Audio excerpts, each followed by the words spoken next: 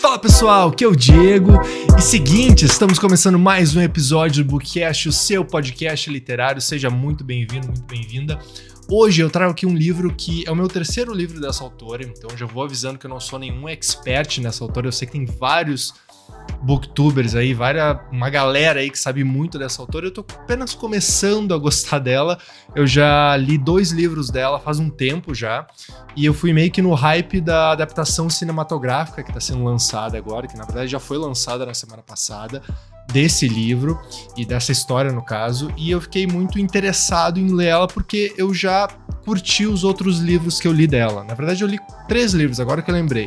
Eu li 3 livros, esse é o 4º livro que eu tô lendo dela, e eu gosto muito do tipo de leitura que ela proporciona, o tipo de história, né? Uma história de mistério clássica, você já viu aí o título do episódio, e é o nome da autora, obviamente. Alguns chamam ela de Rainha do Crime, e ela realmente é a rainha do crime, porque pelas histórias que eu tô lendo, ela sempre me pega desprevenido, ou seja, eu nunca consegui, até no 4º livro eu não consegui ainda descobrir quem é o assassinato antes mesmo dela, enfim, revelar pela história, né? Então isso faz com que ela realmente consiga manter o mistério até o final. Então, o 4º livro dela que eu tô lendo aqui, não sou nenhum expert nessa autora, eu tô curtindo muito conhecer esse tipo de, não só a autora, mas esse tipo de escrita também. Eu venho lendo outros livros de mistério, de suspense, eu tô curtindo bastante. Eu tava mais na pegada do terror, pra quem acompanha aqui o Bookcast sabe, e agora eu tô me interessando mais por esses livros de mistério. E deixa eu passar a ficha técnica desse livro aqui, e depois já passo um pouco do resumo da história e a minha opinião sobre, né? Antes de mais nada, muito obrigado pela audiência. Se você não me segue aqui no Spotify, por favor me siga. E também a gente está no YouTube em vídeo e no Instagram, @DiegoSgon. E logo a gente vai ter novidades no Instagram. Vou criar uma conta específica para o Bookcast para vocês seguirem lá, e eu vou colocar tudo de livro que eu tenho lá. Beleza? Deixa eu passar a ficha técnica desse livro aqui para vocês. O nome do livro é Morte no Nilo. Então, para quem está assistindo no YouTube aqui, eu tenho essa edição aqui, que é inclusive da HarperCollins, uma edição de capa dura. Esse é o famoso recebidos pago, no caso eu paguei para receber isso, então é uma edição bem bonita. A autora, obviamente, Agatha Christie, já está no título aí. O ano original de publicação, isso que eu fico pirado da cabeça, assim, 1937. Essa mulher escreveu essa história em 1937 e há quase 100 anos a história tem. Então, depois de 90 anos, essa história ainda está sendo adaptada para o cinema. Então, dá para entender que é um tipo de história muito relevante. E por que ela durou tanto tempo, né? Porque 90 anos depois ainda tem gente lendo, como eu, e ainda tem gente adaptando essa história para o cinema, como Hollywood, no caso. Então isso mostra a relevância que essa autora tem no meio literário, né? No meio, enfim, no meio de histórias, né? No meio sendo contadora de histórias de mistério, né? A editora é a HarperCollins, então pela história teve várias editoras, mas nesse caso aqui eu tenho a edição da HarperCollins, e o livro contém 318 páginas, de novo, 318 páginas nessa edição aqui que eu tenho da HarperCollins, beleza? Então assim, o resumo do livro, deixa eu contar pra vocês o que acontece. Obviamente tem assassinato, porque onde tem Agatha Christie tem assassinato, mas qual é a história, né? A história, a protagonista, vamos dizer assim, é a Lynette Doyle. A Lynette Ridgway, na verdade. Antes de ser casada, ela é a Lynette Ridgway. Quem é a Lynette Ridgway? Ela é uma menina, dá pra dizer, ela tem seus 20 e poucos anos, não sei se o livro especifica, mas ela é uma menina bem nova. Já tá na maioridade, mas enfim, bem nova. E ela herdou uma grana muito grande do avô dela, de negócios do avô dela. Então ela tem uma grana muito grande, ela faz parte da alta sociedade. Então ela é bonita, ela é inteligente, tem uma galera que tem inveja dela, que tem ciúmes, enfim, tem um círculo em volta dessa pessoa que faz com que ela se sinta empoderada e se sinta dona do seu próprio negócio, enfim, faz parte da alta sociedade. E a Lynette Ridgway, na verdade, ela se casa com o Simon Doyle. Quem é Simon Doyle? É um cara que não é rico, não faz parte da alta sociedade, então vamos dizer assim, é totalmente o oposto da Lynette Ridgway. Então é meio que aquela famosa história da pessoa com dinheiro que acaba casando com alguém que não tem tanto dinheiro assim. Então a Agatha Christie coloca esse casal, né, meio improvável, o casal, a moça da alta sociedade com o rapaz não tão da alta sociedade, assim, um trabalhador normal. Então se une esse casal, e esse casal é meio que o casal protagonista dessa história. O que acontece? Esse casal, depois de casado, ele decide fazer uma lua de mel, fazer uma viagem pelo Rio Nilo. Então eles vão pelo Rio Nilo ali, eles entram num cruzeiro e vão pelo Rio Nilo, passando por algumas cidades, enfim. A Agatha Christie faz todo o trabalho de colocar a paisagem ali bastante no livro, e isso faz com que até a própria paisagem, o próprio Rio Nilo, seja um personagem, né? Isso é bem interessante. A Agatha Christie, dos livros que eu li dela, esse é o meu 4º livro, ela sempre traz isso, né? O ambiente onde a história se passa acaba sendo um personagem. Nesse caso aqui, do Rio Nilo, ele acaba sendo um personagem muito ativo, assim, não só para setar o contexto do ambiente, mas coisas acontecem dentro do Rio Nilo. Vou deixar assim para não dar nenhum spoiler, tá? Enfim, esse casal, depois de se casam, eles vão nesse cruzeiro, e em determinada noite, a Lynette Doyle, que antes era Lynette Ridgway, mas depois do nome de casado herdou o nome do marido, né? Então Simon Doyle virou Lynette Doyle. Ela aparece depois de uma noite morta na cabine dela, na cabine que ela estava, enfim, dormindo, ela aparece morta. E ninguém sabe quem fez. Ninguém sabe quem fez. Coincidentemente, dentro desse cruzeiro está um dos personagens, talvez o personagem mais relevante da Agatha Christie, o Hercule Poirot. Eu não vou saber falar o nome dele aqui em francês, porque eu não falo francês, obviamente, mas o Hercule Poirot, ele está nesse navio, nesse cruzeiro, também está passeando pelo Rio Nilo em férias. Ele é o investigador belga da Agatha Christie, e, enfim, ele aparece em vários outros livros e histórias da Agatha Christie. Assassinato no Expresso do Oriente, ele aparece em outros também. E ele, coincidentemente, está nesse cruzeiro. Ele acaba investigando a morte da Lynette Doyle, e ao começar a investigar os passageiros desse navio, ele descobre que tem muita gente, muito passageiro nesse navio, que estaria interessado em ver a Lynette Doyle morta, seja pela grana dela, seja por ciúme, seja por inveja, enfim, seja por N fatores. Então, esse é o resumão da história, né? O casal com a pessoa da alta sociedade, com o rapaz não tão da alta sociedade, vão num cruzeiro, a moça acaba morta e o Hercule Poirot tenta descobrir quem matou, né? Se os passageiros em volta da cabine ouviram alguma coisa, que ela foi morta com... Eu não vou dizer como ela foi morta, tá? Porque também é spoiler. Como é que ela foi morta? O Hercule, ele acaba investigando, tá? Quem são os passageiros? Ele acaba descobrindo um monte de podre dos passageiros. Por que eles estavam no mesmo navio que a Lynette e o Simon Doyle, né? Antes mesmo do assassinato acontecer, o Hercule Poirot já começa a perceber, assim, um comportamento estranho da Lynette Doyle e do Simon Doyle. Então, antes mesmo do assassinato acontecer, ele acaba meio que não querendo, mas já investigando aquela situação, né? Pô, estranho, né? Aquela moça da alta sociedade casando com alguém com não tanta grana assim, algo que inclusive na época era mais estranho ainda, né? Hoje já não é tão estranho assim, mas enfim. Desculpa.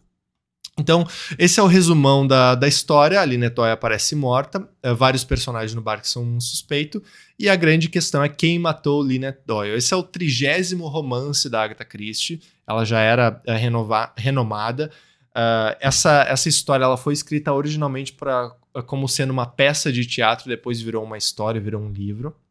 E esse é o 17º livro, 17ª história com o Hercule Poirot. Então, como eu falei, né, o cara é talvez o personagem mais renomado da Agatha Christie, e ele tá aqui, 17ª história. O assassinato, na verdade, ele demora para acontecer, porque, assim, ó, o assassinato ele não é spoiler, tá? Ele tá aqui atrás do livro. Ó. Se tu ler aqui o textinho, dá um pause aí, tu lê o texto, vai dizer que a Lynette Doyle aparece morta eventualmente um dia. Então, eu já fui no livro sabendo que ela ia morrer, Então, assim, o assassinato ele demora a acontecer.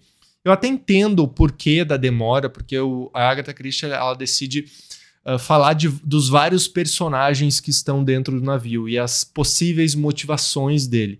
É assim que se faz um livro de mistério, vários personagens. Porque se tu for colocar num livro de mistério 2 ou 3 personagens, de nada vai adiantar, né? Não tem muito... Tu vai descobrir na segunda, terceira página quem é o assassinato, porque tem pouco personagem pra te... Enfim, para te deduzir quem é. Então, é meio que típico, assim. Nos outros livros que eu li da Agatha Christie também, tinha vários personagens. Em algumas partes eu me senti meio perdido com tanto personagem assim, mas a Agatha Christie faz um belo trabalho de colocar características bem marcantes nesses personagens. Então, fica fácil tu identificar quem é quem. Ah, essa é a mãe daquele rapaz. O rapaz trabalha com aquela pessoa. Ah, essa daqui é a escritora que escreve livros assim, assim, assim. Então fica um pouco mais fácil de identificar os personagens, mas é realmente muitos personagens. A Agatha Christie passa os primeiros 30%, 40% do livro falando deles, falando do Rio Nilo, falando das paisagens pelas quais o cruzeiro acaba passando, porque o Rio Nilo ele cruza várias cidades, né, não só o Egito. E, enfim, daí o assassinato acontece, eu achei que demorou um pouco para acontecer. Quando aconteceu, aí a história começa a realmente, vamos dizer assim, a andar. Começa a, tipo, não, agora temos uma história, temos um assassinato, era isso que eu queria ver desde o começo do livro, vamos continuar, vamos ver como é que o Hercule Poirot se sai interrogando as vítimas não, né? Interrogando a vítima no caso tá morta, mas interrogando as pessoas, interrogando o Simon Doyle, interrogando uma amiga, ex-amiga dessa pessoa, enfim. E aí tu começa a tentar descobrir, né? Tá, pô, quem é que matou? Quem é que fez? Por que fez? Ah, esse tinha uma motivação assim, mas essa motivação talvez não fosse o suficiente para fazer com que a pessoa matasse outra. Tá, mas e aquela outra? Pô, aquela outra motivação é muito maior, talvez seja ela. Como eu falei, eu consegui descobrir o assassino, ou assassina, ou os assassinos, ou as assassinas, não vou dar nenhum spoiler aqui, eu consegui descobrir, revelar o mistério 2 páginas antes do mistério ser revelado. Ou seja, eu não consegui revelar, porque se eu descobrir 2 páginas antes, a Agatha Christie já estava me preparando para eu... colocando vários pontos na minha frente, tá, agora tu vai descobrir antes de eu falar o nome da pessoa, ou os nomes das pessoas. Pô, se não descobrir agora, meu Deus, só lendo o nome das pessoas na outra página que tu vai descobrir. E eu descobri 2 páginas antes, ou seja, não descobri. A Agatha Christie, pela 4ª vez, 4º livro que eu leio dela, ela conseguiu me engambelar e eu não consegui ler. Por isso que eu acho que essa história, ela nasceu em 1937, depois de 90 e poucos anos, ela ainda continua relevante. Porque ela é uma história simples, é uma história que não tem muito rodeio, tem um pouco de rebuscamento ali, típico dessas obras clássicas, mas é muito direto ao ponto, assim, sabe? Tipo, o assassinato aconteceu aqui, agora vamos interrogar os suspeitos, agora vamos fazer isso, tá? O que aconteceu aquela noite, o que aconteceu aquele dia, é muito direto. Então, eu acho que pela simplicidade dessa história, e talvez das histórias da Agatha Christie, ela tenha se tornado a própria rainha do crime, como eu falei lá no começo. Ela é conhecida como a rainha do crime por causa disso. Histórias simples que conectam com o leitor e fazem com que o leitor tente descobrir quem matou quem e por quê, sabe? Eu acho que esse é o grande trunfo dos livros de mistério. É, por exemplo, o leitor tentar descobrir. Se tu começa a ler o livro e tu já sabe de quem matou quem e por quê, aí o livro acaba se perdendo, sabe? Até por isso que eu acho que esses livros de mistério, pelo menos nesse momento, pra mim, eles não têm muito apelo de releitura, porque tu já sabe o que acontece. Então, o grande trunfo da história é o spoiler, é uma página específica onde aparece o nome do assassino. Eu, pelo menos, acabo meio que perdendo o interesse em reler aquela história, porque, pô, eu já sei o que acontece. Daqui a pouco eu quero reler pra conectar os pontos, sabe? É que nem um filme de mistério. Tu acaba descobrindo o mistério no final, mas durante todo o filme o diretor acaba botando algumas dicas de, tu não leu pra isso daqui, tu não leu pra aquilo dali. Então talvez esse seja o motivo da releitura desse livro. Mas nesse momento, como eu falei, para livros de mistério eu já descubro quem é, ou a própria autora me diz quem é, como nesse caso aqui, e eu já passo pro próximo livro, porque aquilo meio que ficou uma coisa descartada. Mas quem sabe no futuro eu mude de opinião, né? Bom, como eu falei aqui, muitos personagens, todos são suspeitos. O próprio cenário da história, como eu falei, ele acaba sendo de tão detalhado mas não detalhado em palavras, em volume, mas detalhado no clima, detalhado. A Agatha Christie consegue detalhar o cenário de uma maneira muito simples, mas ao mesmo tempo muito poderosa, de colocar o cenário na tua cabeça, assim, sabe? Então, o cenário acaba se tornando uma história, um personagem da história. O Rio Nilo é um personagem da história. E, como eu falei também, tantos personagens que em certo ponto eu me perdi. Os outros 3 livros que eu li da Agatha Christie, eu acho importante falar aqui, é o Assassinato no Expresso do Oriente, então foi o meu primeiro. O meu segundo livro que eu li dela, o E Não Sobrou Nenhum. O terceiro, se eu não me engano, é A Aventura em Bagdá. Esse é o que eu menos lembro, assim. E o quarto agora, Morte no Nilo. Sem dúvida, o meu preferido dela é o E Não Sobrou Nenhum. Esse é o disparado meu preferido, depois Assassinato no Expresso do Oriente. Não, depois Morte no Nilo, o terceiro Assassinato no Expresso do Oriente e o quarto Aventura em Bagdá. O E Não Sobrou Nenhum, inclusive, eu descobri uma coisa muito louca, assim, e eu até tava pensando em não mencionar aqui no Bookcast, porque, isso não vale a pena e tal, mas eu acho que agora, no momento, virou um assunto tão relevante que eu decidi mencionar aqui. O E Não Sobrou Nenhum, na verdade, para quem não sabe, é a história de pessoas que são convidadas para uma ilha, são convidadas para uma festa, uma confraternização numa ilha. São 10 pessoas, se eu não me engano. Essas pessoas têm algum tipo de conexão, mas elas não se conhecem, pelo que eu lembre. E durante os dias que se passam nessa ilha, as pessoas acabam morrendo. Então, uma por uma, as pessoas vão morrendo. Por isso que o nome do livro é E Não Sobrou Nenhum. Só que o que eu descobri, que me deixou horrorizado, assim, é que originalmente essa história Não Sobrou Nenhum é, assim, sobre 10 pessoas que acabam morrendo e tal, mas ela é baseada numa cantiga de criança, assim, vamos dizer assim, que fala de 10 pessoas, 10 crianças negras que acabam morrendo devido à sua falta de habilidade em certa frente ali, frente física, frente intelectual. Por quê? Porque antigamente, e obviamente isso é sabido, assim, a sociedade ainda mas antigamente era muito racista, a ponto da Agatha Christie escrever um livro se baseando nessa cantiga onde 10 crianças negras acabam morrendo devido à falta de habilidade delas, ou seja, dizendo que as crianças negras não são habilidosas a ponto delas morrerem. A Agatha Christie escreveu E Não Sobrou Nenhum com base nessa cantiga. E, inclusive, o nome original do livro E Não Sobrou Nenhum é 10 Little N-Word. Não sei se você sabe o que é N-Word em inglês, mas é uma maneira bem pejorativa de se referir a alguém negro. Era bem pejorativa no passado, ainda é, obviamente, mas antigamente, principalmente na época da escravidão, os negros eram dirigidos com essa palavra, a famosa N-word, a palavra N, que eu não vou citar aqui, obviamente. Isso me explodiu a cabeça. Assim. Inclusive, se tu for pesquisar a capa original E Não Sobrou Nenhum, vai estar o título lá, 10 Little N-word, tá? 10 Little N-word. E obviamente, se fez uma releitura dessa história para que ela não parecesse racista depois que a Agatha Christie escreveu, tá? A família dela fez essa releitura. Só que isso me surpreendeu bastante, assim. Eu não sabia disso quando eu li o E Não Sobrou Nenhum. Eu soube 2 semanas atrás, quando eu estava pesquisando para fazer esse bookcast, para ler esse livro aqui, O Morte no Nilo. E isso me deixou bem perplexo, assim. Poxa, eu não sabia que a Agatha Christie tinha esse viés racista, assim. Vamos dizer, ela era da época do século XIX. Isso talvez na época era uma coisa normal, e tratar os negros dessa forma, de forma pejorativa. E ela escrevia livros assim. Daí depois eu comecei a lembrar que em vários livros ela trata não de negros, mas ela trata de outras nacionalidades de modo pejorativo também. Nesse livro, por exemplo, aqui ela trata dos muçulmanos lá, da galera que mora em volta do Rio Nilo, como nativos, como pessoas comerciantes que as moscas ficam em volta, alguma coisa assim. Então, além de ser racista, ela era meio xenófoba, assim. Acho que é xenofobia, né? A questão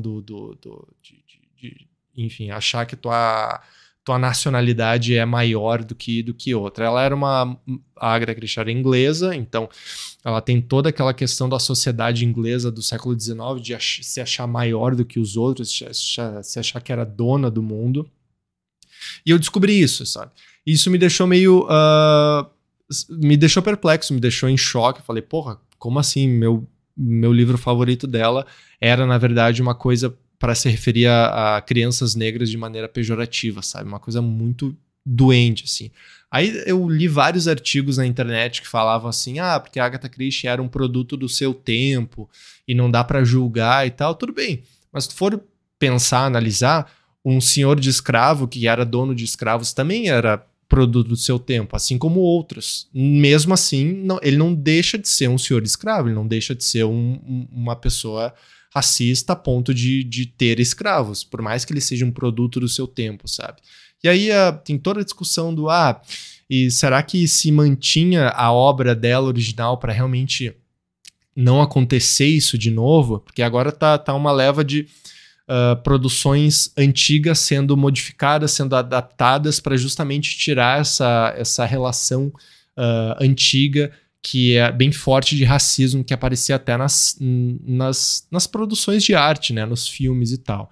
Tem uma galera que fala que sim, tem que tirar para se adaptar aos tempos modernos, mas tem outra que eu até concordo, que luta por não tirar isso para a gente não esquecer como era no passado, porque se a gente tirar essas coisas e esquecer como era no passado, eventualmente a sociedade vai cometer isso de novo, como já está acontecendo. Então, para quem não sabe, o racismo, a extrema-direita virou assunto, está em efervescência ao redor do mundo.